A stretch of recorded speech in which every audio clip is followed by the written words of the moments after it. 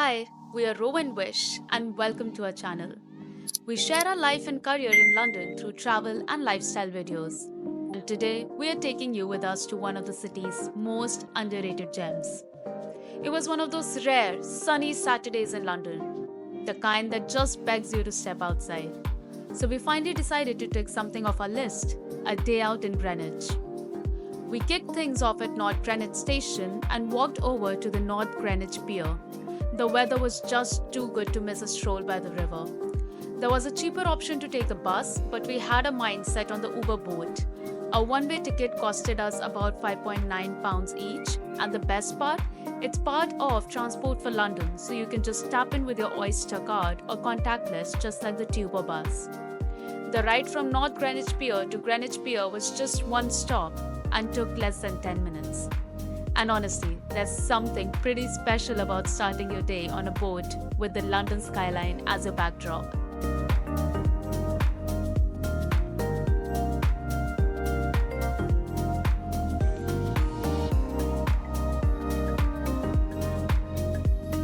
As soon as you step off the pier, you're greeted by the stunning old Royal Naval College, which we decided to save for sunset.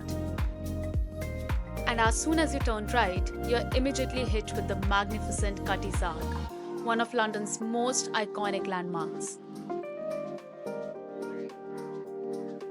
This is the Cutty Sark, one of the fastest ships in the world in the 19th century. And this ship was built for speed, but also for tea. This tea clipper was built in 1869 and it used to race between China and London for tea. One of the most fascinating things about the Cutty Sark today is that you can literally walk underneath the ship and look at the hull of the ship. It's quite an unique experience. We did not go inside the museum this time, but it's definitely on our list for the next visit to Greenwich. Just a short walk from the iconic Cutty Sark is the Greenwich Market, and honestly, this place was such a vibe. Although it started with a stall selling chocolate-covered strawberries for £9, yeah, £9 for strawberries and chocolate. As tempting as it looked, we had to pass. What really stood out were the independent shops and stalls, not your usual touristy stuff. You'll find local artists, jewelry makers, and vintage collectors selling things you probably won't see anywhere else in London. It's got that charming, handcrafted vibe, like every item comes with its own little story. One of the coolest things that we stumbled upon was this original antique map of Delhi from 1857. As Indians, that honestly hit home. It was like holding a piece of history in our hands. Oh, and food-wise, I even tried the fresh oysters over there. They were so good.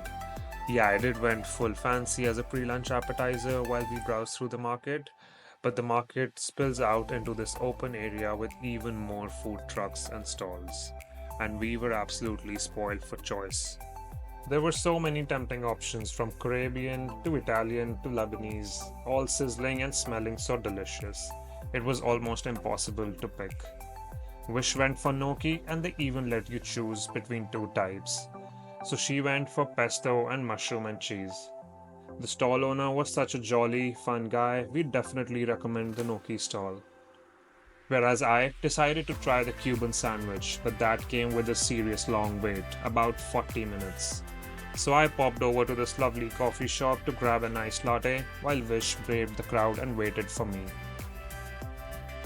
With our packed lunches in hand, we started making our way towards Greenwich Park.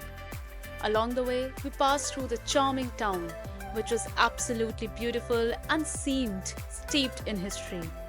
The walk to the park took us about 10 minutes, and we couldn't help but admire the scenery as we strolled through. Now we are at Greenwich Park with our lunch.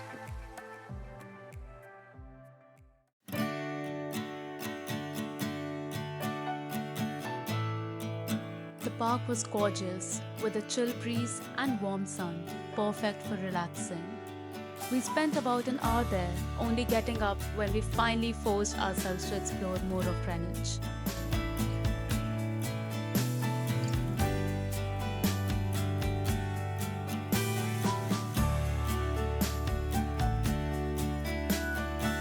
I think I found the best park for me here in London, which is this Greenwich Park. If you haven't been here yet, you should definitely check it out. We walked up the Royal Observatory and the views from the top were absolutely spectacular. It's one of Greenwich's most iconic landmarks, famously known as the home of the Prime Meridian and Greenwich Mean Time, making it a must visit if you're in the area. Tickets were around £24 per person. And first things first, we made our way straight to the Prime Meridian line. Standing with one foot in the Eastern Hemisphere and one in the Western felt surreal. It's one of those things you read about forever and suddenly you're there. After that, we explored the rest of the museum, which was honestly just as fascinating. Inside, we saw historic telescopes, old clocks that were once used to track time at sea, and learned how scientists at the observatory helped solve the problem of calculating longitude, a discovery that literally revolutionized global navigation. They also have the original time ball on top of the building, which still drops every day at 1 p.m. to mark the exact time, a tradition that dates back to the 1800s. There is so much history packed into this place, and it really gives you a sense of how deeply Greenwich is connected to the way we understand time today. Next on our list was checking out the famous cherry blossoms. As we started walking towards them, we realized just how huge Greenwich Park actually is. Unfortunately, the cherry blossoms weren't in full bloom yet. We were just a bit early, but even so, the trees looked beautiful, and you could tell that in a week or two, they'd be absolutely stunning. So we're coming back from checking out Royal Observatory, which we would highly recommend. And also, we saw the cherry blossoms, but they were unfortunately not in full bloom. But in the next 2 weeks, I could only imagine that place would look so bloody beautiful. Now we are walking back and we're gonna find a nice pub to chill. We grabbed a drink and some nibbles at the King's Arms, a cozy pub that's been around since 1891. Fun fact, it was locally known as the bunker between the 1930s and 1970s, possibly because it served as an air raid shelter during the Blitz.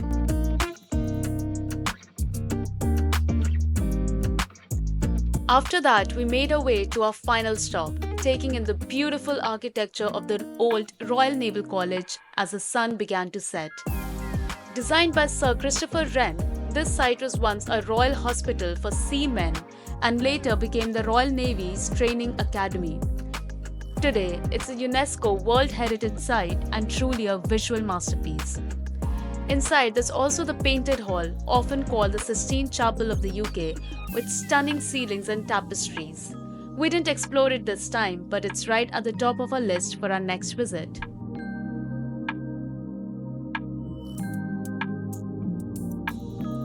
And that's a wrap.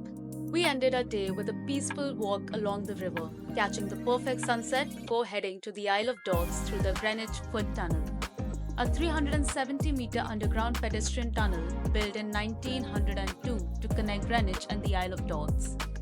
It was just a 10-minute walk from there to catch our bus back home. If you enjoyed the video, don't forget to hit like and subscribe, and we'll see you in the next one.